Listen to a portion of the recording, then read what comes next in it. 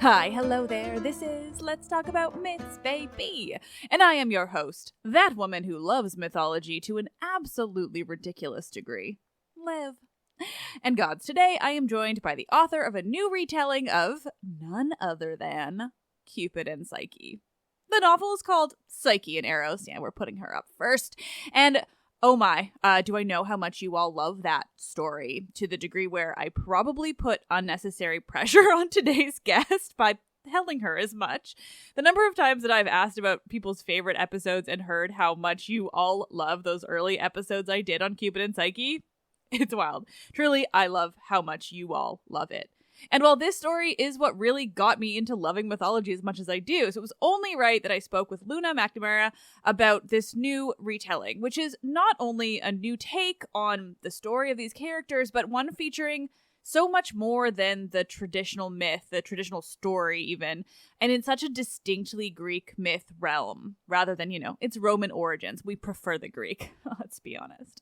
So Luna and I talked about that. We talked about myth and retelling it broadly, using it in your own words, your own story. We talked about Psyche and Eros as characters and everyone in between. We had so much fun and had so much to say, so let's not dwell on this intro when we can get right into exactly that.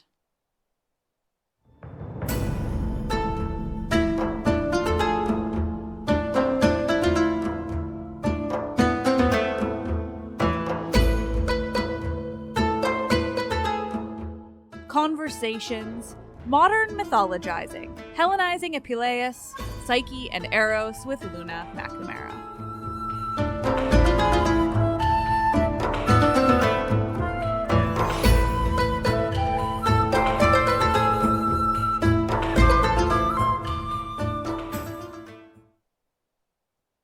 To be transparent, I did invent and change and subvert and twist a lot because it's a story that's been out for 1800 years. And also it's such a strange and evocative story that there's a lot you can play around with there. And then there are also questions of reception and interpretation in general that I was really interested in, because I'm very interested in what could be, not necessarily what is. Like, I don't want to jump to the most obvious interpretation. I kind of want to play around with, like, well, what if we see this from this perspective? What if that aspect is actually misunderstood and it's this other adjacent thing? Since the myths didn't come down to us carved on tablets from Mount Sinai, like, these were oral traditions that were eventually written down that had different traditions in different regions. And I'm always curious about, like, what was left out? What was changed? What are the versions that we didn't get to hear? You're basically just hosting my podcast for me at this point. So, okay, we're going to jump right in. I'm going to keep all of what you just said because it was brilliant. But I say that specifically because, so that's what I talk about, every episode these days, because especially for the last few years, when I started my show, I was very surface level and just kind of finding whatever, because I really just started this on a whim and it blew up in the good way. But for the last years, I'm obsessed with ancient sources. All I ever talk about is what's missing, fragmentary, what have you. So I want to start exactly right there, which is that excuse me in advance if I mess up and say Cupid and Psyche, because that's in my head and I know your book is Psyche and Eros. But my brain is going to go to the one that I've been reading for 30 years, and I'm going to do my best. But this myth is so interesting because in any kind of detailed form, or really in almost the entire form itself, it appears exclusively in this Roman author, right? Apuleius, who wrote this story. Yes, that's the best right translation, here. The Golden Ass, the Sarah Rudin translation to the listeners. Yes. That's the one I used in the old episodes. It is absolutely the best translation. It's so Oh yeah, so hardcore. It's the best.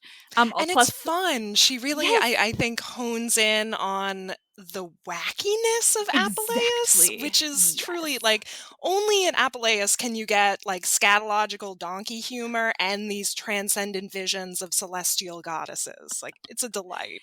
It's like it's the Venus in that translation that like sings to my soul. She's so weird and like over the top and like ridiculous. I just love it so much.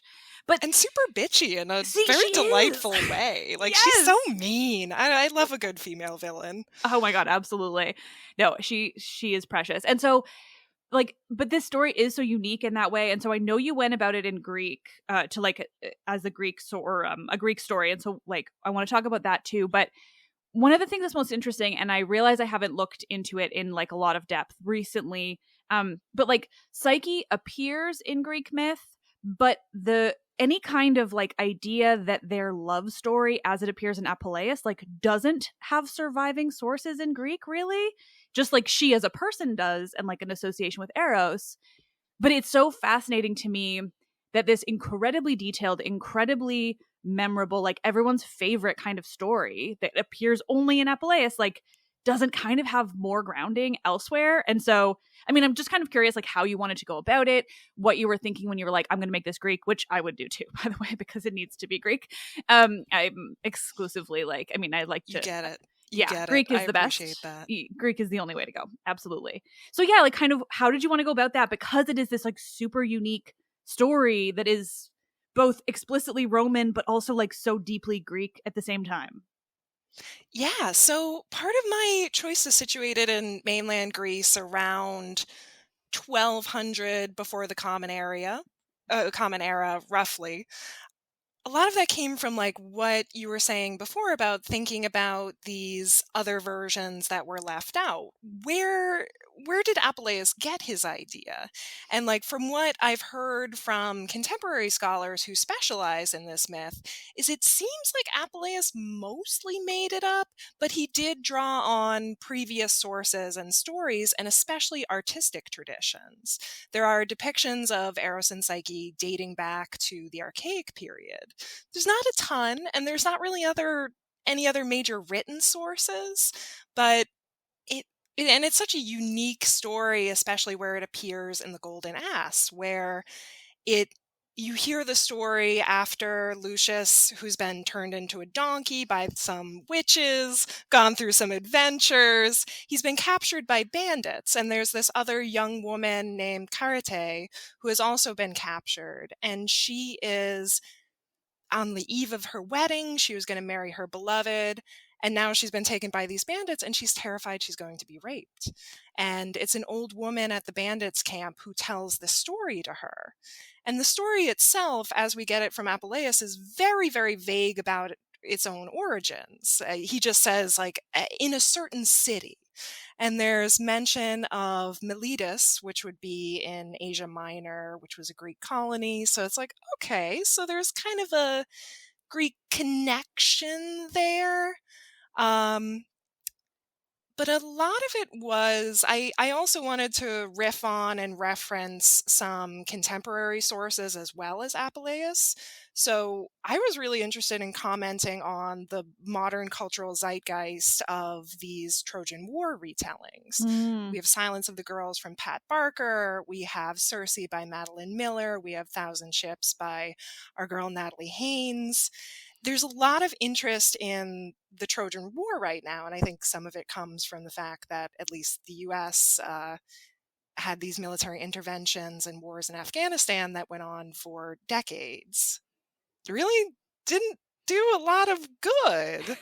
So I wanted to kind of comment on a perspective of the Trojan War from the people who didn't fight in it, for people who are just sort of on the margins. Like, we're getting a little bit into the novel now, but Psyche is related to Agamemnon and Menelaus and Iphigenia in my version. And so she kind of has this perspective on the Trojan War that's like, okay, why are we doing this? Why are we putting our resources into this? So I was interested in commenting on that, and Also, I just like the Greeks. I studied Greek. I never studied Latin. Um, but I think in a lot of Greek sources, you see this striving and restlessness and curiosity about the world that I feel like you don't always get from the Romans. So a bit of that is my own bias. I mean, I'm with you. We're on exactly the same side here. I've made it like a running joke in my show to just talk about how much better the Greeks are. Just objectively, they're just so much better. Like, sorry. It's really, oh man, you try to compare Valerius Flaccus's Argonautica to Apollonius Rhodius's, and you're like, ugh. Yeah. This is really... I haven't even read the Latin one, because why bother? It's truly, yeah, it's not worth the price of admission. So yeah, some of my own biases about what I wanted to explore, and then also what I wanted to comment on as well. Mm-hmm. Yes, okay. I have so many topics that I'm going to try to... Also have ADHD, and I'm on a new medication, so bear with my brain. Right? So one of the things that comes up, I think, a lot now when it comes to the myth of Cupid and Psyche, like, so the story itself, is that, like, for all that it's this love story that I personally love, like, it's one of the first myths I think I ever had access to when I was really young. And so, like, probably from the time I was 10, like, I've had this in my mind as, like, my favorite story. And it's like, it's also spawned so many other things, right? Like Beauty and the Beast is like basically a play on it, and everything from there, which is sort of fascinating in itself.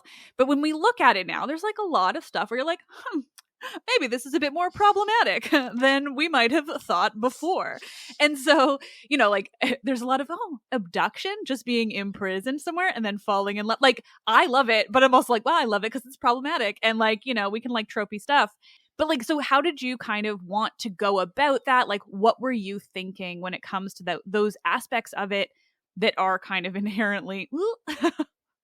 No, you're exactly right. And that's actually something I really had to the forefront of my mind when I was writing this novel, because like you, I think I was at summer camp when I first heard the story the first time. It was told around the fire. And there are so many aspects of it that are really gorgeous. Like, you have these two individuals who are falling in love with each other in the darkness. You know, she comes in with the lamp and the razor. They're separated, and she has to undergo these trials to find him again. Like, it's really beautiful stuff. But then when you dig into the sources, there's a lot of weird shit, Liv. Exactly. It's a really big combination of, like, absolutely a beautiful love story and stuff where you're like, right, okay. Well, that happened. Exactly. And I had mentioned listening to your episode with Natalie Haynes where you were talking about Stone Blind, which...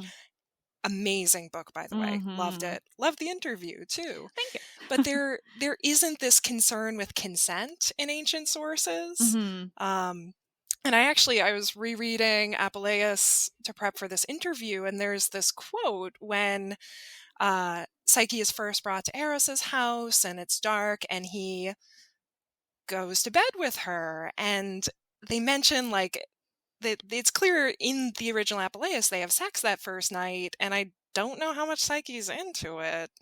And there's this mention of these disembodied voices in the house tending to the bloody corpse of the new bride's virginity. Not the stuff of grand romance. Don't love that. So as I was thinking about retelling this, I honed in a lot on the characters of Psyche and Eros and thought about who they might be outside of the strictures of Apuleius, like what might have been the sort of igniting forces or the seeds for the story that Apuleius eventually told.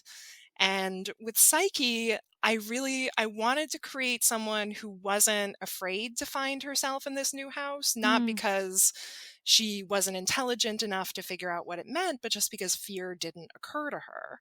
So what kind of person would that be? And there are also places throughout the myth, as it's told in Apuleius, where she shows incredible strength of character, even in that original version. Like when she's being marched away to the peak to be left to the monster, she turns around and gives this speech that's basically like, don't cry for me.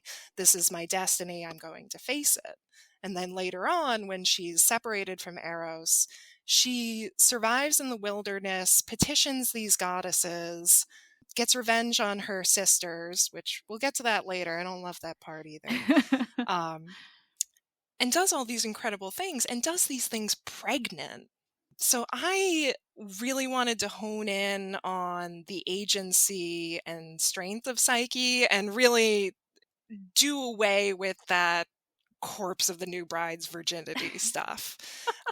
So Horrifying phrase. Like, I can't it's quite get really, over that. yeah, isn't that awful? It's really gross. Yeah. So in my version, I have Psyche and Eros spending a lot more time together. Also, I truly believe when you have two characters that you want to tell a story about them getting together, but there's a lot of distance, send them on a quest. Have them do an epic quest together. So that's what happens in my version. And there's more of an organic build to their first time having sex and to their romance and to their marriage eventually. Yeah. It's, I mean, I like that because it's like, I mean, it's basically just a perfect way of like modernizing the story and making it like, I want to say palatable. I mean something better, but like, you know what I mean in that, like, because there are so many unpalatable parts of the myth where it's like you take the story, that the good parts of those stories, and like place it into this world and these people that are so much more attuned to like modern people and modern women broadly. Because I imagine that, you know, you were thinking really strongly about like the women characters. I mean, I realize I'm assuming this, but with most retellings these days, I feel like it's fairly safe. But like, yeah, focusing more on like a stronger woman character. And Psyche is, like you were saying, which is sort of so interesting about her broadly in myth, because so many women are not like that and not given the chance in the sources to be strong. And that's not to say that there weren't stories of strong women and that women in the ancient world weren't strong and telling stories of strong women. But in terms of like what survives to us, most of the time, if they're not a goddess, like the women are just kind of there and things are just happening to them. And so taking that and like making it about her must have been so much more like fulfilling.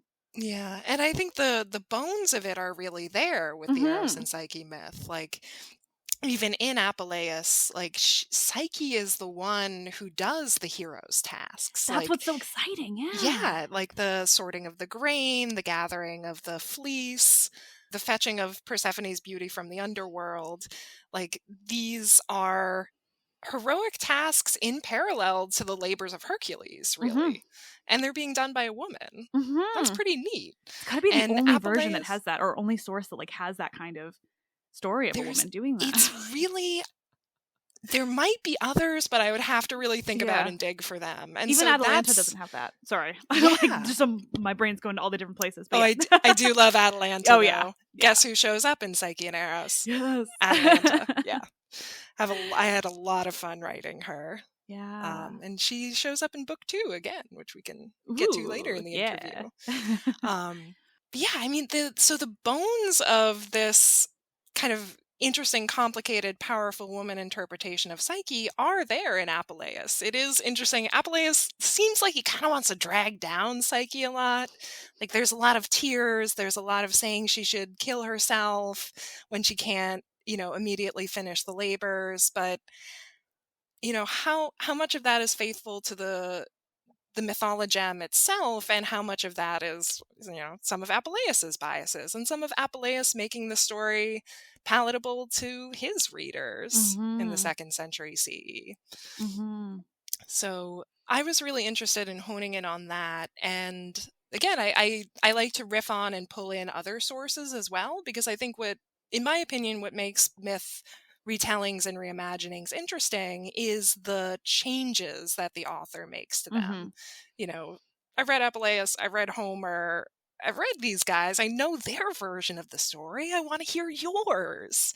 So I personally, as a writer, love pulling in other sources. And one of the sources I pulled in was C.S. Lewis's Till We Have Faces, which is another retelling of the Eros and Psyche myth from the perspective of Psyche's sister.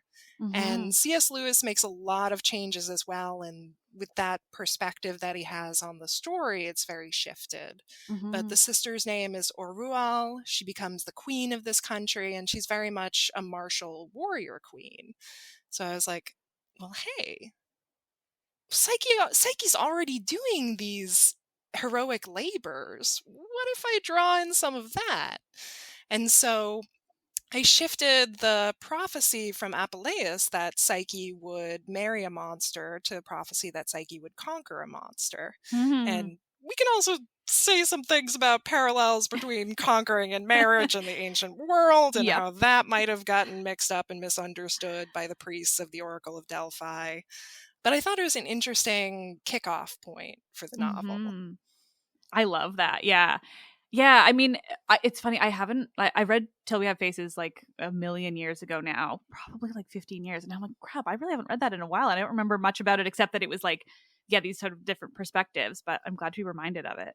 So you brought up like kind of exactly what I was going to go into next, which is that I know, especially with the hero's journey and like all of these things that you wanted to do. And sorry, now my brain's going to go in a couple different places, but like Yeah. one, it is my favorite thing when authors want to bring in all these different things and invent things alongside the myth, because personally, as someone who spends 8 hours a day 5 days a week at absolute minimum reading the ancient sources and the myths, like i I don't find the same entertainment in a retelling that is just the myth, because I'm like, but I know what's going to happen Yeah.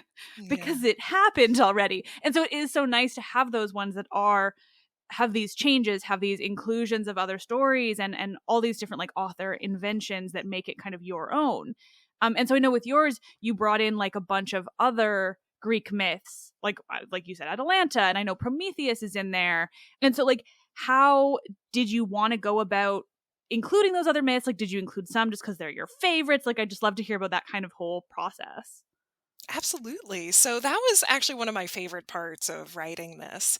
And the way I thought about connecting these other stories was basically, okay, so if I follow the trajectory of Psyche and Eros throughout Apuleius's version, they do bump into the myths of other people. So like in Apuleius's version, the west wind appears to ferry Psyche from the cliff top to Eros's house. It ferries Psyche's sisters there as well. But the West Wind is a personage in mythological sources. The West Mm-hmm. Wind is Zephyrus, who Mm-hmm. has his own set of myths. And one of the ones that I thought was most interesting is Zephyrus's romance with Hyacinthos, who is Mm-hmm. a mortal youth who is like very beautiful. And Zephyrus gets into this love triangle with Apollo over Hyacinthus. And Hyacinthus is eventually killed by a discus to the head, Mm-hmm. turns into the hyacinth flower. But what is that like for Zephyrus to fall in love with Mm-hmm. this young man so intensely and then to see him die and then to keep living after that? Yeah. And obviously that has a lot of resonance to the love story between Psyche and Eros, which is also a romance between a god and a mortal. So I Mm-hmm. wanted to draw that in as well. And I also wanted to play around with Zephyrus as a character and as a friend for Eros, because he's just a form of transportation in Apuleius, but he has these rich connections to other mythological sources.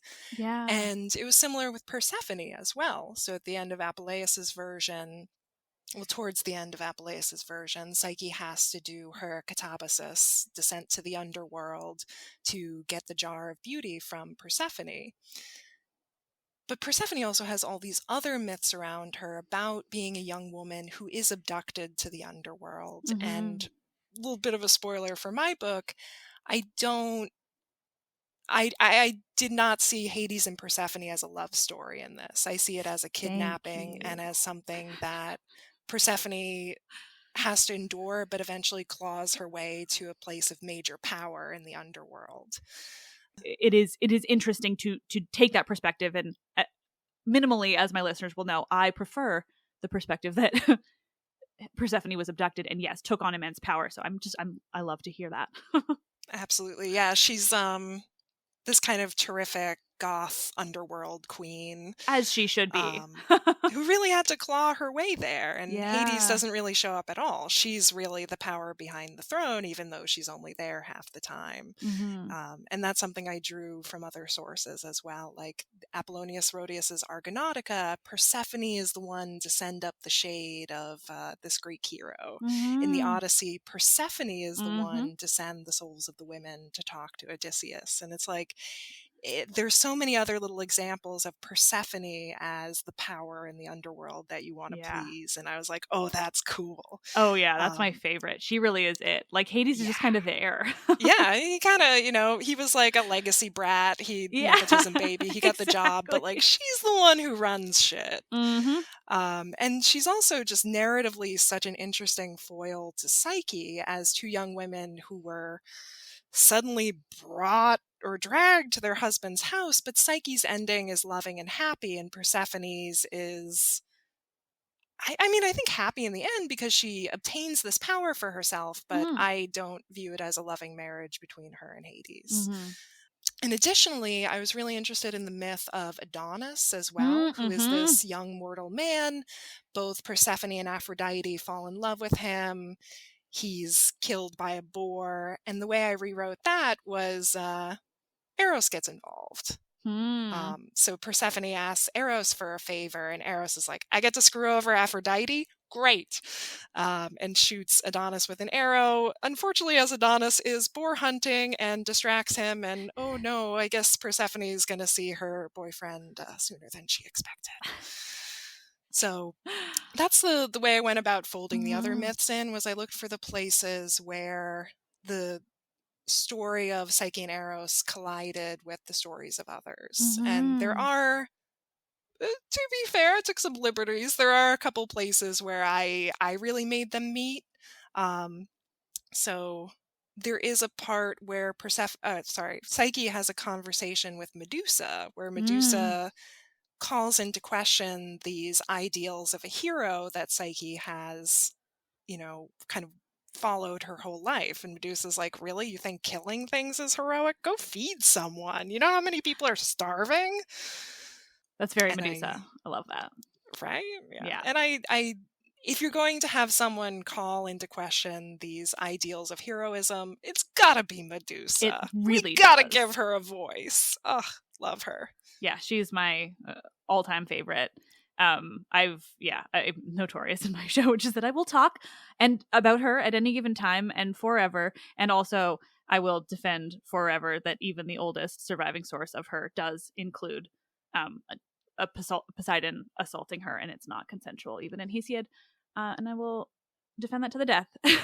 But yeah, anyway, Medusa's the best, and certainly like as a person who has anything to say against heroes, it's the woman who was killed by Perseus just because he wanted her head and no other reason at all. Yeah. Oh, yes.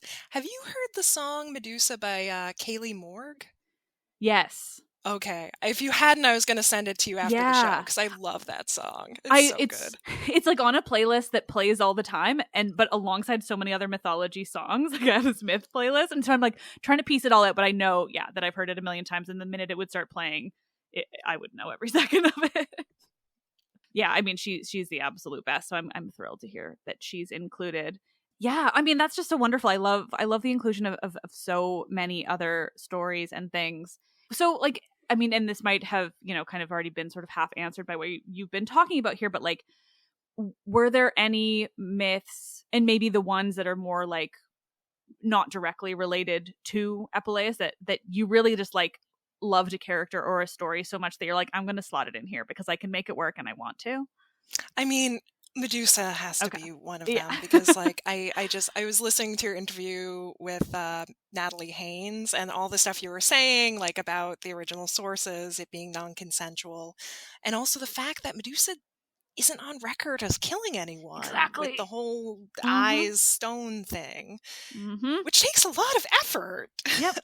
So I just, I have a soft spot for Medusa. I had to get her in there. Yeah. And then Atalanta is probably one of the bigger liberties I took.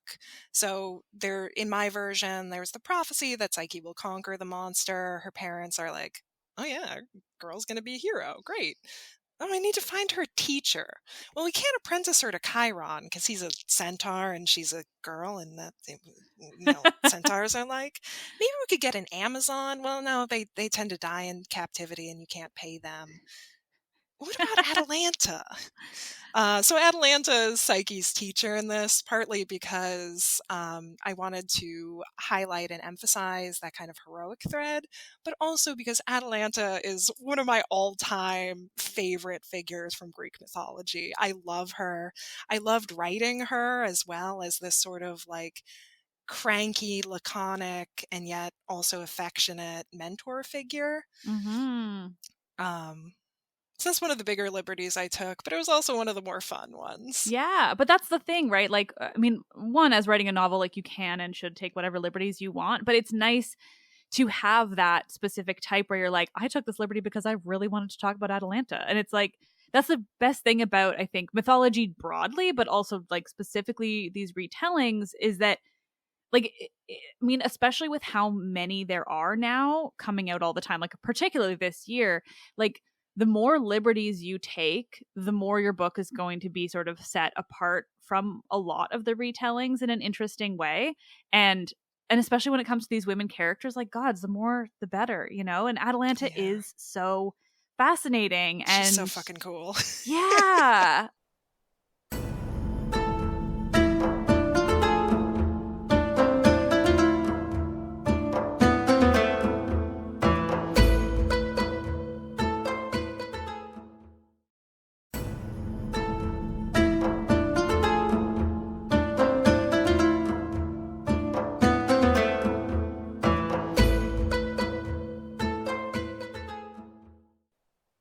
I did this 2-episode series on her like a year ago, I think, where I kind of, because she's really interesting, and this is sort of my obsession with ancient and fragmentary sources that's so specific to her, which is that like we have this kind of idea that maybe there were two Atalantas who did almost the same thing, but like one's from Boeotia and one's from Arcadia, and I think that is so fascinating. And so what I did was like separate them and do 2 different episodes of like, this is the Boeotian Atalanta, and I kind of stand by like the Boeotian Atalanta is the heroic Atalanta that we think of, the Caledonian boar, like the one who's doing these like traditionally masculine things, whereas this Arcadian Atalanta, and I'm hoping not mixing it up, but I'm pretty sure I'm not. But the Arcadian Atalanta is the one who like loses the foot race. And you're like, I don't understand how a woman who can fight the Caledonian boar and go amongst the Argonauts and like just kick all the ass in the whole world would then be like shiny thing, you know, and like lose a foot race that cost her, you know, relationship because of that. And I actually also spoke with Jennifer Saint recently about her novel, Atalanta. And so it was interesting the way she kind of handled that too, because it sort of feels out of place for her character. Anyway, that's sort of like my Atalanta like ramble, but she just really is so fascinating, especially when it comes to these kind of like very fragmentary aspects of her, where there's so many questions that, you know, a person can answer if they're so inclined in a retelling. Yeah, exactly. And also, like the role of love and romance in Atalanta's life, I think is really interesting because famously, this is someone who really doesn't want to marry, but she has this very close, affectionate, mutually respectful relationship with Meleager, who Yes. kills his own family members to defend her honor when they try to take the pelt of the Caledonian boar away from her. Like, kills his own family members in ancient Greece. Yeah, What? not good. Not good. Quite shocking. And then she also has she has the foot race with Hippomenes Melanion, like couple different names in the sources. God, Yeah. the sources love doing that to us. And they seem to have had an affectionate, respectful marriage there. Like they end up banging in the temple of Rhea and getting turned into lions. So like clearly they liked each other. But for someone who doesn't want to marry, to have these two extremely significant, affectionate, mutually respectful relationships with apparently some quite intense physical chemistry if you're bopping each other in a temple. So I was interested to explore that as well, and to think about this combination of fierce independence, heroism, and romance as well in the life of Atalanta, and how that reflects some of what Psyche goes through as well in my novel. And also had to write about Atalanta. Well, yeah. I love her. Yeah, She's you so just cool. gotta. I get that. You gotta. Yeah. I mean, I love the story of Cupid and Psyche so much. And it really is like, I feel like we've already said this, but my brain just wants to kind of harp on it. But this idea of like, yeah, like it reminded me talking about Atalanta, but like it really is so, not only is there like mutual love and passion with Cupid and Psyche, which is so rare in ancient stories, but then, yeah, this same idea that like not only that, but she saves him in every possible way. And it just, yeah, this is not leading to a question or anything, but just must have been so satisfying to work with a story like that, because especially if you are somebody who focuses primarily on Greece, like we both have done and do, like it is considerably more rare or like almost non-existent in Greek sources, and so to be able to like play with this story that exists and then turn it into your own, I just feel like there's so much there. Yeah. And it was this was a very much a pandemic project. And came out of a pretty dark time in my own life when I was living in a tiny 1-bedroom apartment in Boston when the pandemic hit. So it was a lot of like, all right, here I am in my room, can't leave the house. Went through some pretty significant health issues, some interpersonal stuff, like breakup. I was laid off from my job. Oh my God, everything. And I was like, oh my God, like I'm stuck in this room. What am I going to do? All right, I always like this myth. I have this idea for I guess I'm going to work on that. I don't have anything else to do. And it really became something I dug into. I looked through the different sources, different mythological sources, thought about the kind of story I wanted to piece together. And that's what I really focused on in this pretty miserable time. Yeah, I feel like a lot of, novels generally, and especially retellings, kind of came from that in a nice way. It's almost like, I don't know. It personally, like I started just working on the podcast more, so I also dove deeper into myth as like a thing I was already doing, and it, especially myth, I think was a really nice escape from that because it is just so separated from real life. Yeah, and like to get away from this nightmare of isolation and CNN and overrun emergency rooms and just dive into what this cliffside house of this god of love might look like. It was very satisfying for me and became something that I'm proud of. Yeah. That's especially when you get it published too. Like it's so exciting, and what an accomplishment. That was a wild journey because so to talk about my background a little bit, I have a master's in theological studies from Harvard Divinity School. I initially wanted to become an academic, and then I saw it was an absolute dumpster fire. You're going to be adjuncting, or maybe you'll have to move to the middle of Idaho to get a tenure track job. No shade to Idaho. But it's just, academia is brutal. And also, I think much like you, what I love is jumping around and learning everything I can about something and then moving on. And academia doesn't want you to do that. It wants you to find your little molehill and really stay on it. So I've since ended up in social work, which is an interesting journey in and of itself. Yeah, came at this with really no background in publishing, no MFA. Yeah. I wrote a lot of fan fiction. Amazing. Fun niche facts. Psyche and Eros started out as a fanfic. Amazing. Will you tell me of what? That's a secret. Okay. I will. It is funny. I will shout from the hilltop like, I'm a fan fiction writer. This started out as fanfic, and then people ask me what fandom, and I'm like, classified. No, I respect that. Yeah. Somebody's probably going to figure it out someday, and kudos to them. I also have fan fiction that exists on the internet, but it is from like the year 2001. Ooh. Which means that probably it will never be found. But I'm like, it's older for me, but I I love that. Yeah, that's definitely what I started writing too. I did recently rediscover my teenage fanfiction.net account and then immediately closed my laptop and walked away. I have done no that. No one will ever see this. I have done that. Mine exists too. Yep, 2001. I was 13 and writing fanfiction, and it is still on fanfiction.net. But I'm also just such a proponent of fanfiction because it is creativity for the sake of creativity, and I think that's so vital in a world that's increasingly disconnected and high priced and based on a culture of disposability. Fan fiction writers are doing it because they love it, and a lot of times that really shows. Yeah that's so true. So it started out as fanfic, yeah, and during the pandemic I started reworking it into a novel. Started sending it out to agents around January, February of 2021.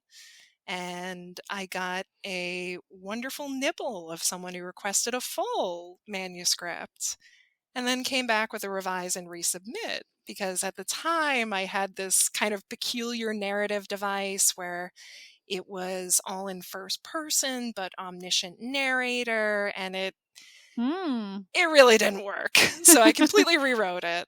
And ended up signing with another agent, my girl Hattie Grunewald, who is in the UK. Love her.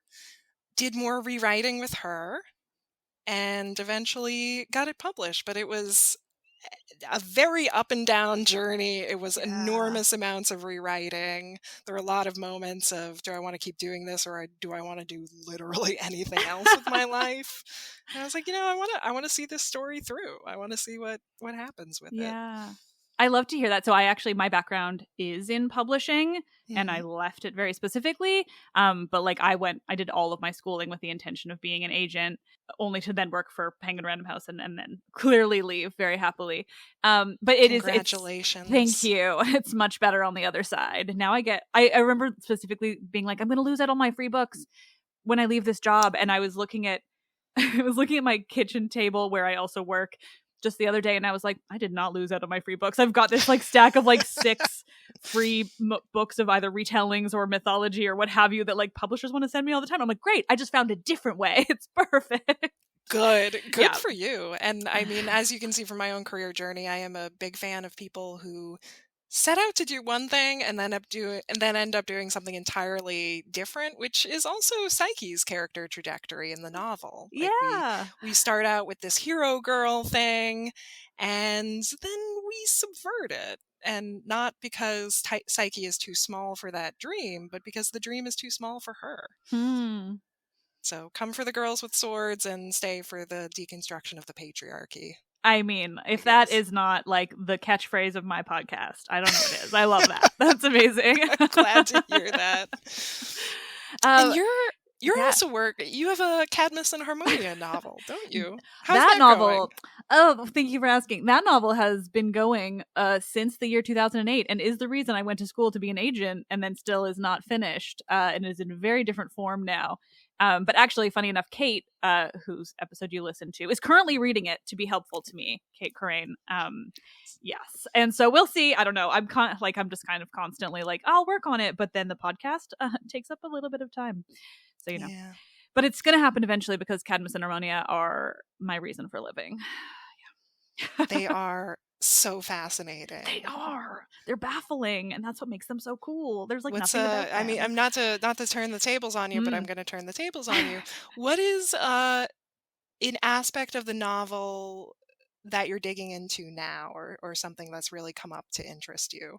So the thing that it's funny because this is a completely different novel. It started out as I was 19, I think, when I started writing it. What is math? Yeah, that sounds right. And so it was a 19-year-old's novel, and then I just became so obsessed though with Cadmus and Harmonia that it's just kind of carried through with me to now becoming this obsessive about ancient history novel. But the fun thing about them is that there really isn't much of a story, so you kind of have to invent all of it. And so the thing that I found that's sort of taken over my life is their association with the island of Samothrace, which is not always in the ancient sources, but a lot of times Harmonia comes from there. And there's more detail in a very late and ridiculous source called Nonus. I don't know if you've heard of him. He's wacky. He wrote the longest surviving epic. It's 48 books. It is absurd. But he wrote a lot about that. So the island of Samothrace has this like completely wild and mysterious island, not least because it has a mystery cult.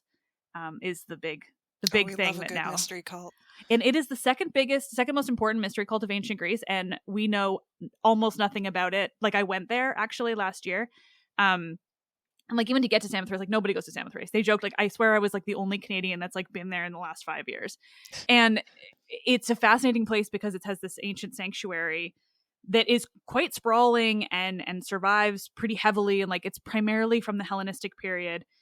But there's some classical and archaic aspects as well. And like even Linear A was found on Samothrace. Like it's a wild island.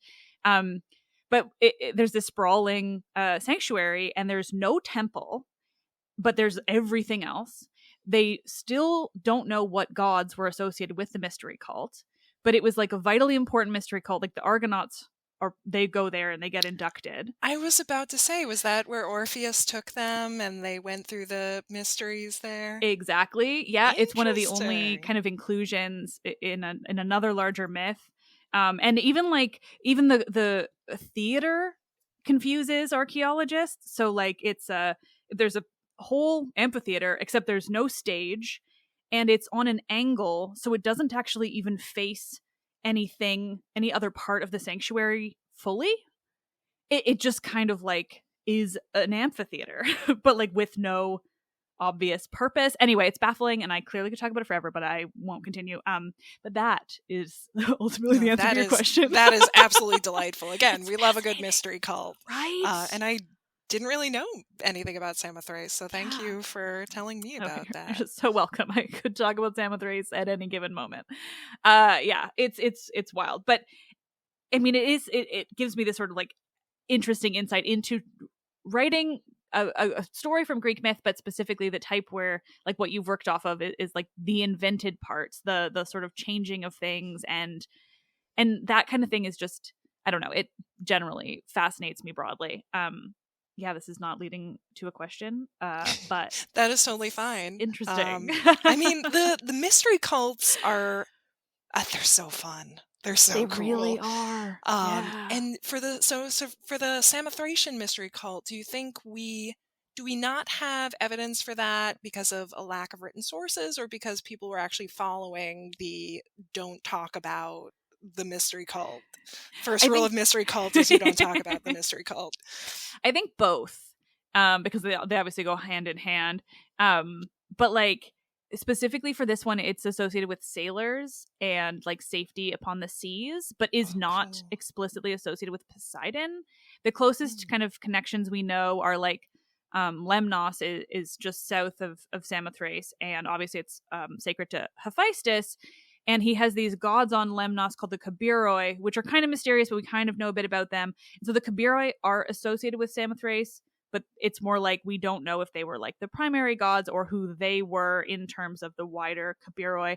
Apparently, not apparently, but Aeschylus he has a lost play called the Kabiroi, and like may or may not have included Samothrace. But again, it was mostly Hellenistic, which is sort of interesting in itself, because that's sort of like, it's such a interesting and like transient kind of time. So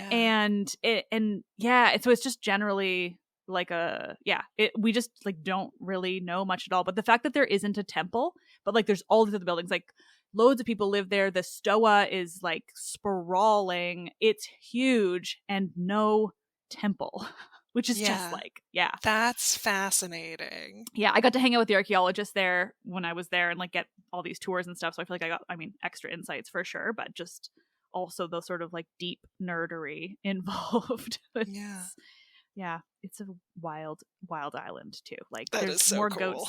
Goats outnumber humans 10 to 1. They're just everywhere all the time, and I encountered more bugs than I ever have in my life. Like they're just on me all the time. I got followed by butterflies walking down the street. Like it's the weirdest place. I felt like a Disney princess. Like I just could it's bananas. Well, I think there still is a connection to more stuff we can talk about, because the idea of mystery cults and initiations, and also the Platonic idea of the ascent of the soul through matter, these are very much tied into the story of Eros and Psyche. And in Apuleius, where the story appears midway through, after the bandits get our boy Lucius, the Golden Ass ends not just with Apuleius being turned into a human again by this incredible apparition of the goddess Isis, who calls herself by all these different names that the Hellenistic and Roman world would have recognized. But it actually ends with Apuleius's initiations into the priesthood of Isis, Osiris, and Horus. Like he's paying them back for what they did and recognizing them and growing as a person. And that's, I think, apparent in the original version of the Psyche and Eros story, where she has to overcome these trials. But it's also something I wanted to play with as well, because not only does she eventually go through apotheosis and become a goddess herself, but she's gone to the underworld. She's undergone these trials. She is a goddess now. What do you do with that? What do you do after you've been transformed? And so the last chapter of the novel gets into that. Ooh. Which I won't say more about because spoilers. But yeah, we love a good mystery cult. We love a good initiation. It's such fascinating stuff. And Eleusis shows up a little bit because, again, the places where the Psyche and Eros story intersects with other stories, Persephone is a major one of those. And also Psyche has to sort grain, and grain is associated with Demeter. And so let's bring in Demeter and Persephone. And what a fascinating dynamic that is. Yes. Mythologically, but also in the novel. And just Eleusis itself was so cool. Like the idea that men, women, and children throughout the Greek world could be initiated, that we still don't know a lot about the rites because people kept that vow of secrecy. And also, just this is a really fun aside. So part of the Eleusinian mysteries was bathing in the sea. And at some point, some poor guy was eaten by a shark while he was bathing. As soon as you said that, I was like, I'm going to tell the shark story. So I love that. Yes. What gets me is, like, I just picture everyone else bathing being like, so should we keep going? Should we go home? What? Like, what did everyone else think? Yes. Oh my god, the poor priests or priestesses who had to lead that thing. Oh, dealing with the guy's family. What a mess. I know. I had a guest on, Ryan Denson, who came on to talk about sea monsters, and he was the one who told me that story. And yeah, I'm a shark person outside of my Greek mythology existence. And so that's my favorite story. It's really, like, that poor guy. Yes. That poor guy. So wild. Like, what are the chances? Like, sharks don't go that close to shore all that often. Yeah. Like, it's also just like a surprising shark attack story regardless. I mean, someone wrote it down, so they're like, oh my gosh, like, gotta let people know about this one. Yeah. I mean, it was big news. Well, so that kind of, just the talk of Demeter and Persephone is, they're so wonderful, especially Eleusinian mysteries. Like, yeah, I want to learn everything about that. But it sort of reminds me of something you brought up earlier, to get back to, which is like the sisters in Apuleius are very, they're difficult, and kind of tricky. So I'm curious, like, what your thought process was and how you wanted to handle the sisters. Liv, I gotta be honest with you, I fucking hated that part of the myth. Yeah.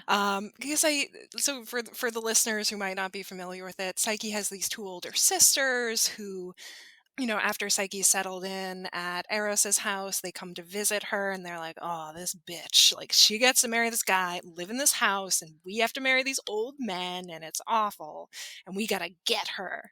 And so they're the ones who are like, well, maybe your husband is a monster and you should bring that lamp into the bedroom, even though he's told you not to, because he'll probably kill you and eat you. And in Apuleius, Psyche does this. They're separated. She has to undergo the trials to get Eros back. But first, she gets one over on her sisters and, like, basically tricks them into falling to their deaths. And it's just, narratively, it's fucking awful because like, why are you having this whole aside with the sisters and vengeance when you're also looking for Eros? And to be fair, I love a good aside. There is plenty of that in my novel, but narratively, it makes no sense. And also, it just, to me, seems like such a clear place of Apuleius's own biases. It's very and about anti-woman. It's like women yeah, are very, women very are jealous. Like, yeah, they're willing to fuck over their Exactly. sister because she married the good guy. Like, get a grip. Yeah.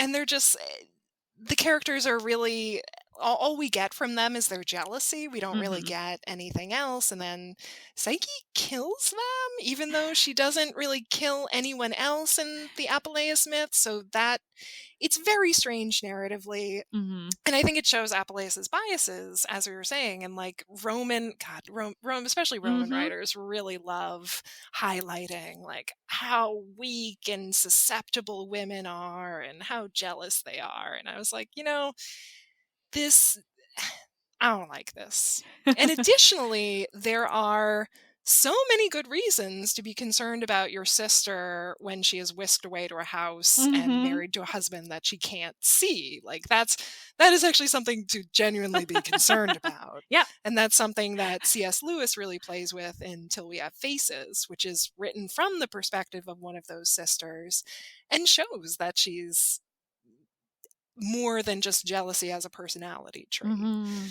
So with the sisters, that's one of, I think, the biggest changes I made in the novel, because I just made Psyche an only child, a late life baby of this king and queen of Mycenae. And instead I gave her sister-like figures. So she has Atalanta as sort of an older sister figure, as a mentor, as someone who helps train and advise her. And she also has Iphigenia, who in my version is her cousin, and who is this bright, insightful, curious child of Agamemnon, who doesn't think too highly of her because she's a daughter, but wants to become a priestess of Artemis and is very curious about this archery and fighting stuff that Psyche is doing and learns a little bit of it, but is ultimately someone who really survives by her wits and her relationships, and who is very political as well. And, eventually there is some tragedy there as well, but I'll leave that to the readers. So instead, I really wanted to hone in on those sister-like relationships. And Iphigenia is the one to point out, like, Psyche, you are the only child of the king and queen of Mycenae. Whoever you marry is next for the throne. And you don't even know who your husband is? What's going on here? Yeah, this is concerning. So I really, I very much shifted around the sisters thing because it was incongruous to the narrative. It was evident of Apuleius's own biases, and I fucking hated it. So I did away with it. Yeah. Yeah, I mean, that's the thing. It's such a, like, yeah, it's such a sort of glaring, it's like we talked about earlier, the different parts where you're like, this is a little bit more problematic, now with our modern sensibilities and things, when it comes to Apuleius generally. I also have to admit, and this is I'm not even that ashamed of admitting it, I have not read much Apuleius beyond the Cupid and Psyche portion, because every time I've tried, I've just thought, this is just so Roman and weird, and I don't really care about it. You are so right. Yeah. The ending with Isis and her monologue is really transcendently gorgeous. Okay. And the parts about his initiations into the mystery cults is really beautiful. But a lot of it is very peculiar. Some of it is very funny, but yeah, it's kind of a strange story. Yeah. I've read some of the parts that feature witches, because I often I like to do a spooky season episodes where I try to find whatever kind of, that sort of vibe in the myths. And it's part of what has led me to just my own theories on Rome's witches versus Greek witches, which I find fascinating, which is like, in the Greek myths, we have Circe and Medea and, you know, Hecate. We have these women who are like powerful and they're goddesses and they're, you know, they're really, as much as Medea is, you know, does some bad things, like she really holds a lot of agency and power in her life. I have a very soft spot for Medea. I love Medea. Absolutely. Like, I mean, I can defend her a little bit too strongly, I would say, for somebody who killed her children. But or did she? Or was it the Corinthians? Oh, see, I'm fine with them being her. I can stand by that. I'll still defend it. But then you have these Roman witches, like from people, I mean, like Apuleius, but then there's the other Roman poet, and I'm always going to forget, but he has this witch. And like the witches of Rome tend to be these like weird, withered old hags that are just like creating dangerous love potions to like fuck over men. In comparison to like Circe and Hecate, which I just generally find fascinating. But Apuleius is one of the places where I've sort of vaguely looked into the Roman take on witches, which just to me suggests kind of Rome's and their authors' feelings towards women, which Apuleius kind of proves in a lot of places too, like that sister moments and things. Yeah. No, that's an excellent. I'm gonna have to put that episode on my my to listen to list. Oh God, there's so many episodes. Hecate does show up in Psyche and Eros.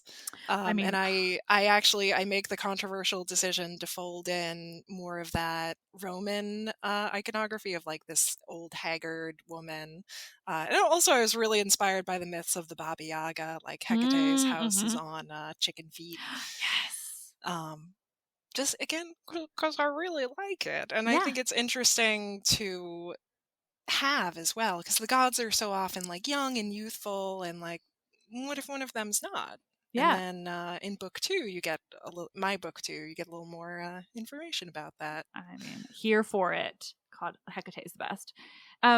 Yeah, so I mean, it sounds like you were just able to weave in so many different characters and stories and things. Like, were there any that you really wanted to fit in because you really wanted to write about them, or stories that you really loved or whatever, where you're just like, nah, I can't make this work? Like, was there anything that was kind of left out? I actually wanted to do more with Penelope, and my editors were like, Luna, please don't put in every single opinion you've had on every Greek myth. Like, please calm down.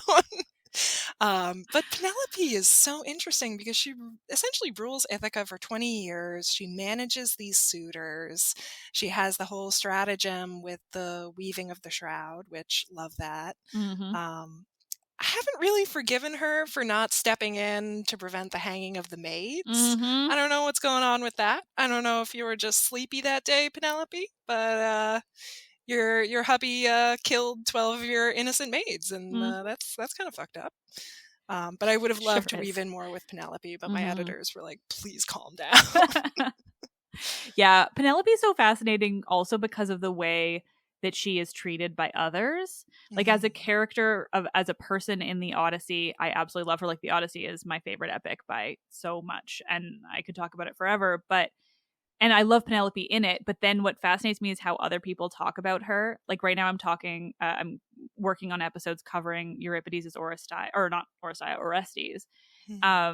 And there's like so many, or there's at least one like really specific comparison, you know, of, I guess it's Clytemnestra in this case, like, but to Penelope, which of course poor Clytemnestra gets compared to Penelope like constantly because of the timelines and things. Like in the Odyssey itself, that comparison is like wacky, where literally it's, you know, Menelaus, or however it works. I guess it's in the underworld where Agamemnon's like, my wife, she killed me, not like your wife who's been like perfect this whole time. And it's like, yeah, so Penelope just has like that extra kind of depth, so I can see why you would want to talk about her some more.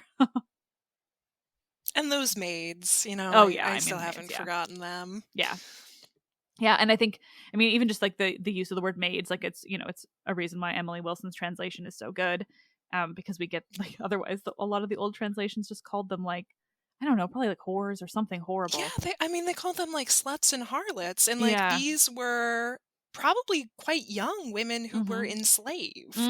Like, what's going on? I don't know. They had no ability to control what was going on to them and are punished for it. Yeah, and were hanged essentially for being raped by Penelope's suitors. So Yeah, I'm still thinking about the maids. Yeah. I still want justice for them. Dudes in ancient Greece, they're sometimes problematic. This is also true. The catchphrase of my podcast, basically. Absolutely.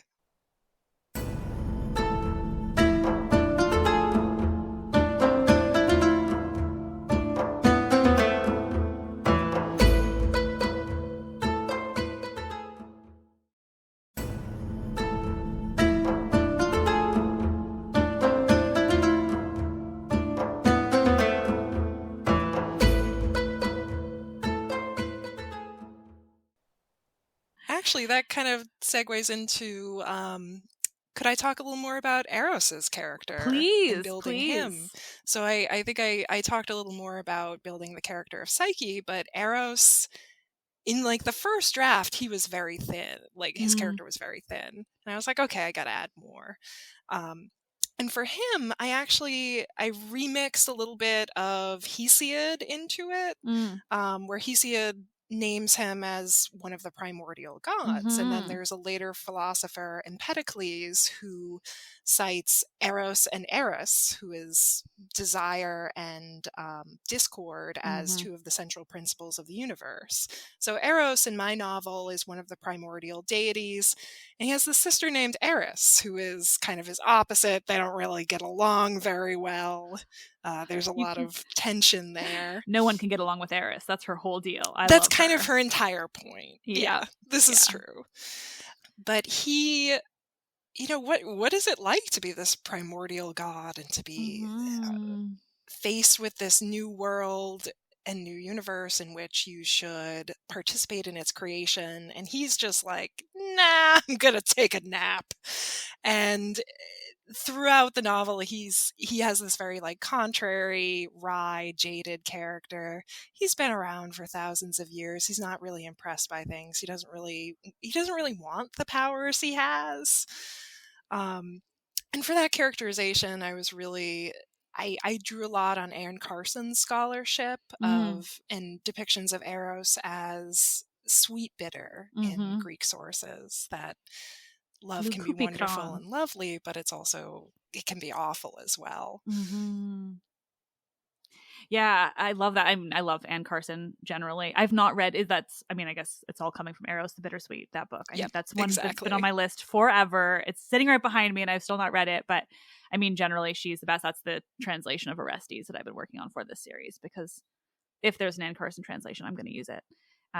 But yeah, that's really fascinating to play with that primordial aspect of him, because it's so unique, and Hesiod is so interesting in how he handles it too, because he also he has this primordial Eros, and then he also kind of simultaneously has an Eros who's like seemingly birthed alongside Aphrodite after the Uranus castration. And it's always kind of fascinated me when I try to explain it to my listeners. I like to call them big love and little love, like this idea of like the primordial Eros being like the very concept of love as a thing, whereas the little Eros is more like, I'm going to make you fall in love with this person. It might end in tragedy, but it's still love. And so I like the ideas, like just generally surrounding that. So I can imagine playing with that really primordial aspect must have been very fun, because it's so unique. There's not a lot of primordial gods that actually like do anything in myth.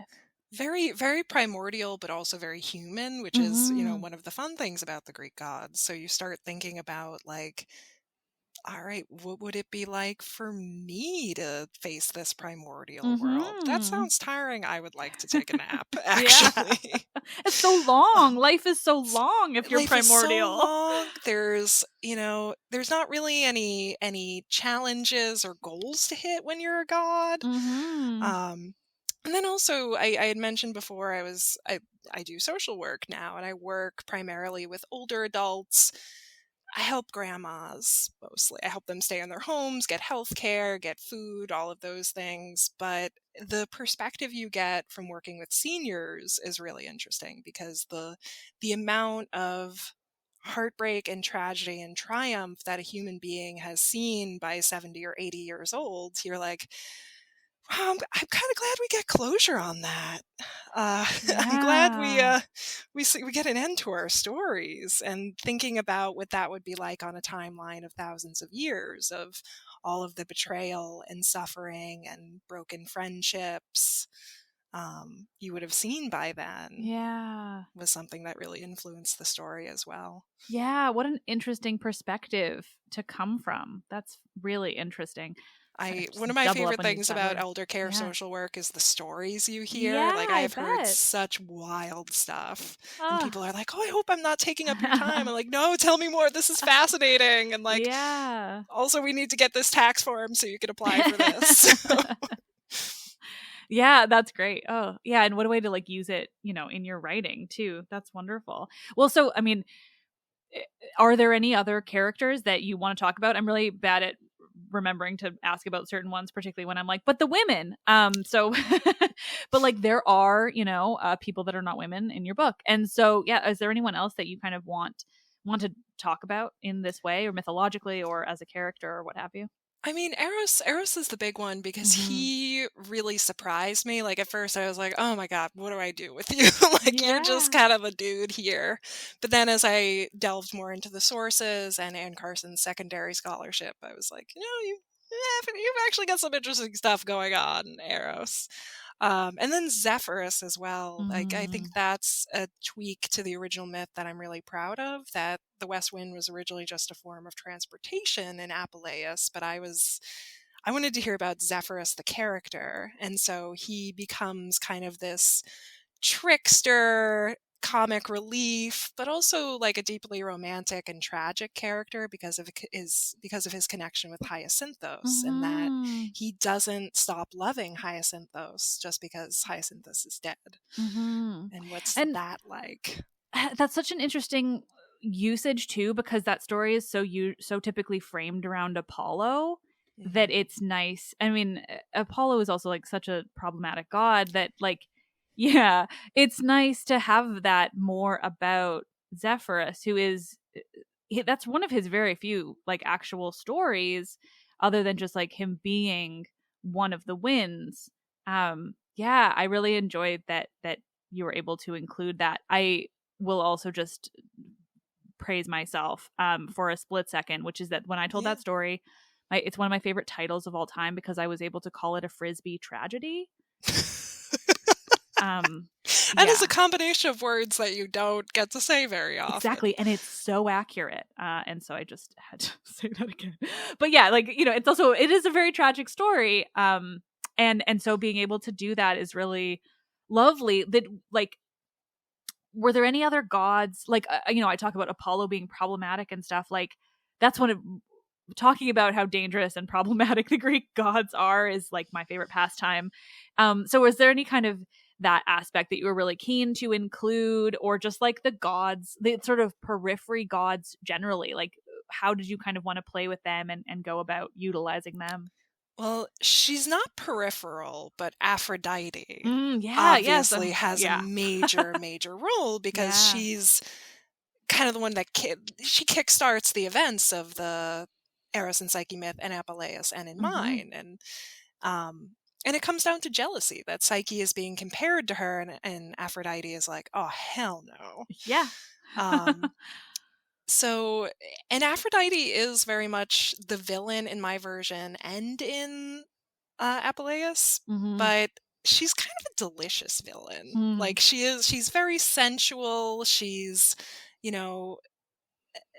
not always direct about the ways she gets revenge, but she's kind of a Sailor Moon villain. Like I love that. She has that sensuality, but also enormous power as well. And I thought that was fun to play around with. And my protagonists are often women in my writing, but my villains are also often women as well, because I think if you really want to be feminist and get the full scope of women's experiences, it's going to encompass all of that. And also in writing Aphrodite, drawing on the story of Adonis and similar to Hyacinthos, that there was this enormous love there, and now the mortal is dead and the god just has to keep on living with that heartbreak and that misery. And what's that like for them? And also for the goddess of love, Aphrodite has a pretty rocky romantic past. Like, she's hitched with Hephaestus. She's not thrilled about that. She has this tasty affair with Ares that's hot and sizzling, and ends with them in a net on the floor of Olympus. That's awkward. There's Hermes, who is Hermes. Good God. So it's, she doesn't have like a very smooth romantic trajectory herself, but she is the goddess of love. So, I was curious to delve into that as well.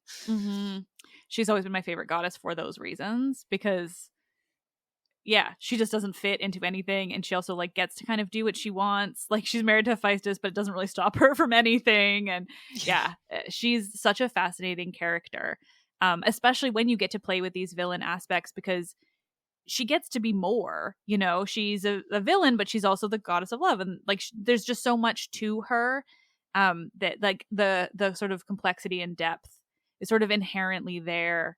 And then so much more to work with on your end to kind of like play around with what all of those things mean, the sort of good and the bad sides to these people. Yeah, exactly. And in Apuleius, like, it's something I couldn't really pull into my version, but there's this idea of Venus as the generative principle of the universe. That's really interesting. Like, she's not just this piddly goddess of love. She's sort of this celestial, powerful, very holistic goddess. But I didn't really have time to pull that in. Yeah, that's fair. There's a lot going on. Yeah, I had editors who were like, please stop putting in every opinion you've ever had. Please calm down. Yeah, I mean, that sounds like me trying to write anything about Greek myth, because there's just so much there, and so much lives inside my head. Yep, and I have opinions on everybody and everything, and yeah, it's endless in the best possible way. Yeah, well, I mean, this has been incredibly fascinating. Are there any other like specific things you want to share about the book, just because you want to talk about them, or you think my listeners would want to know, or really anything? I think that's the biggest thing. If it's all right with you, I would love to talk a little bit about book 2. Yes, please. I never know kind of how much you want to share about that kind of stuff. So yes. Oh my gosh. So book 2, I'm delving into the Argonautica by our boy Apollonius Rhodius. Yes. And I'm centering around 3 unlikely heroes in it, who are Jason, Atalanta, and Medea. So yes, you get to see the younger version of Atalanta that you saw in Psyche and Eros. And also Medea is just so fascinating to me. Like, we have the one source on Psyche and Eros, but we have, I think a dozen that mention Medea. Like, she's so well attested to. She's so complicated. The child murder thing might be a Euripides fanfic. Yes. And yet it's still fascinating. Yeah, exactly. Which is also really interesting. Like, I do love the play Medea by Euripides. But she's so complicated. And actually, Jason is a lot more complicated and compelling than I originally thought. Really? Like, I think I did not go in with high expectations for Jason. I went in very low expectations. But I love the visual of him showing up at the palace at Iolcus and confronting Peleus and wearing one sandal. Like, he's Jason, so weird. Absolute dingus. Like, just take the other sandal off. No, he shows up with one sandal. What a dingus. But also, he has this speech partway through the Argonautica where the other Argonauts are arguing and debating, and he's like, I just want to get all of you home. Like, I worry about something happening to you. I just want to get you guys home. And it's like, is that Jason trying to represent himself in the best light, which he loves doing? Or is it a core of genuine feeling? And also the romance between Jason and Medea, which in many ways is so one-sided. Thinking about it from Jason's perspective is interesting. What do you do when this incredibly powerful witch girl is really into you and can really help you with your goal of getting all your guys home? Which is, I think I'm more partial to Medea here, but good. I was a little surprised by how much I didn't completely despise Jason. I mean, he still sort of sucks, but, I have a lot of... there's often a lot of debate on my show about who's worse between Jason and Theseus. I will stand by it's always Theseus, no question. I was going to say Theseus would be my vote there. Yeah, I think there's really no argument to be made, but a lot of people disagree with me. But from my perspective, how I've always seen Jason, like aside from Euripides, because then I think he's like a true villain. But otherwise I find him to just be so like simple. Like he's just very surface level, like everything kind of happens to him and around him, and he's just kind of there for everything. I see him as like almost a little bit bumbling and very ordinary. Like when the Argonauts pull up to the land of the Bebrycians, and there's this fist fight between Polydeuces and the Bebrycian king, and eventually all the Argonauts have to go and fight. Like Jason's the last one to jump off the ship. Yeah. and that's from a writer who is partial to Jason. Yes. So I don't know. I have developed a soft spot for Jason that I think might be somewhat Stockholm syndrome. I respect that. It's Medea and Atalanta that I'm really interested in the upcoming novel, and because they were the only two women on the Argo, and what was that like? And they have a lot of similarities in their sense of agency, but they also really differ in their methods, where Medea is this witch who works on the margins, and Atalanta is kind of a jock, So what would it be like for them to meet each other? And there's a fragment in Diodorus Siculus that mentions Medea healing Atalanta after a battle, and I was like, all right, I've written enough fanfic to make this work. Yes. So I also kind of want to explore a sapphic element as well. Amazing. Because of who I am as a person. I mean, I respect this. Also, ancient Greece needs more of it because Sappho was literally there. So, like, come on. Also, she's like basically on the route of, the Argonautica. So that's just me stretching it. But, Lesbos is right there. That could be fun. Yeah. Let's go meet Sappho, guys. Or, like, at the very least, go to Lesbos, I love that. That's really interesting. And like, I was going to ask, because I know, Atalanta, for all that she is often seen as a member of the Argo or of the Argonauts on the Argo, she is not in Apollonius's Argonautica, and that's always so interesting. So are there a lot of sources when it comes to Atalanta and Medea together? So it's really just that one fragment in Diodorus Siculus, but then there's Apollodorus, who specifically names Atalanta as a member of the Argonauts. But there are, we got like half a dozen different Argonauticas. Oh, I know. We have the Orphic Argonautica. We have Valorous Flaccus, who's it's not really worth reading. Diodorus Siculus and his Library of History describing the journey of the Argonauts, which I really like Diodorus Siculus. He's very interesting.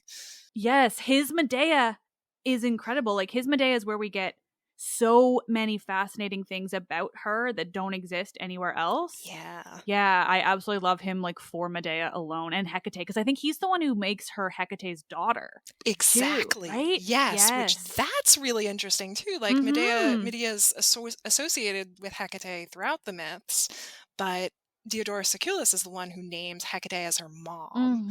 And what's that like? All right, mom, come on, let's go do witchcraft. Right? Yes. I think basically I've only read him in relation to the witches because he provides so many like newer insights into their characters, and I love it. That's really fun. I always wish like Apollodorus gave us more of anything. Somebody once called him the TLDR of Greek myth, and I just think that's so accurate that I'll never forget it.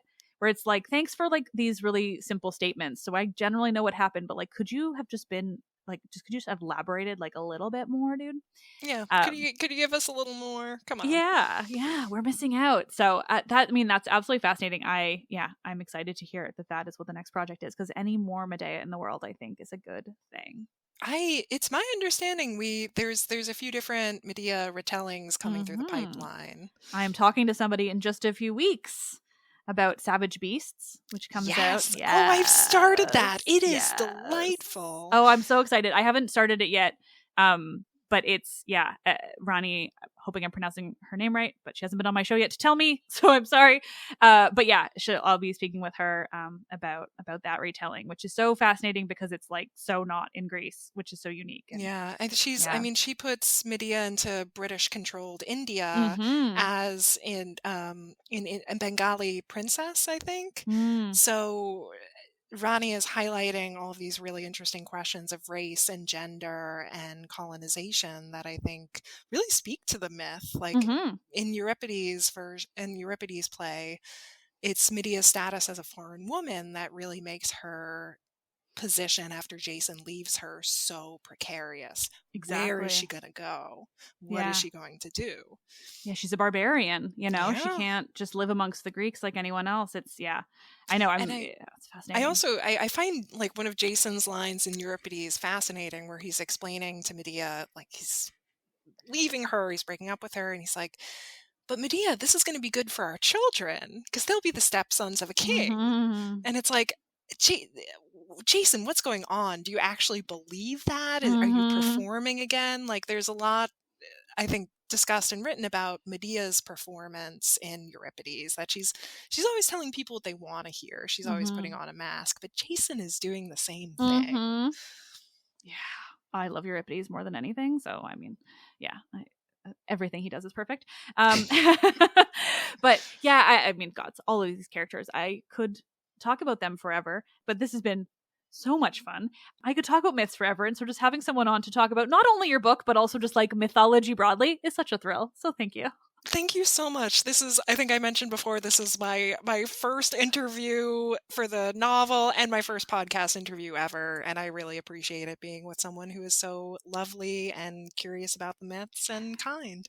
Well, thank you. I'm glad it was a good experience. I do love nerding out with fellow Greek myth nerds. So I always it's really, honestly, that has been one of my favorite parts of the publishing journey so far, is just like, just vibing about myths with people. Yeah, like we're all out there. If like my entire life has proved anything, like there are so many people who want to nerd out about myths and nerd out about like really intricate details. Like when I don't have authors on, I have academics, and they're like, here, let me tell you about my research into this like really specific concept. And those get just as many downloads as everything else in my podcast. And that is always such a thrill to me, that like just any old nerd on the internet wants to hear about the most like niche ancient Mediterranean nonsense. And it's like, yes, tell me about incantation balls. I want to hear all about them. Like, this nerdery has given me a career. I will take it.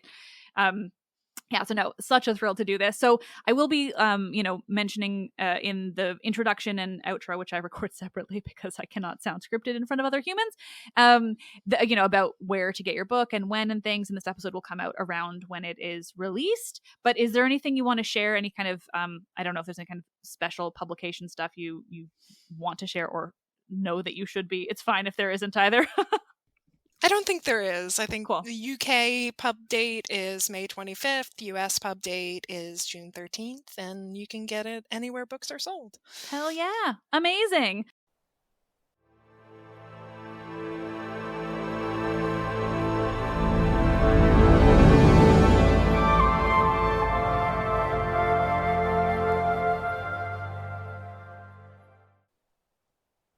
Nerds. You are all so cool and nice. Thank you so much for listening. As always, I do love talking to authors and anyone else who has such deep and fun knowledge of the ancient realm and its sources.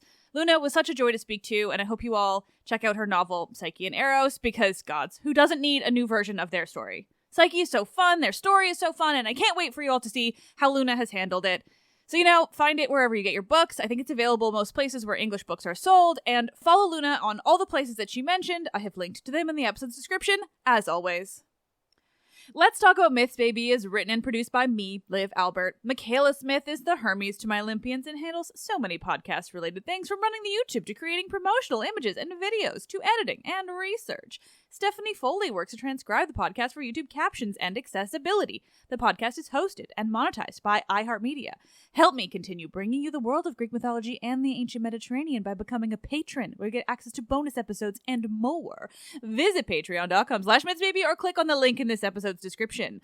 Thank you all. You're the best. I am Liv, and I love this shit.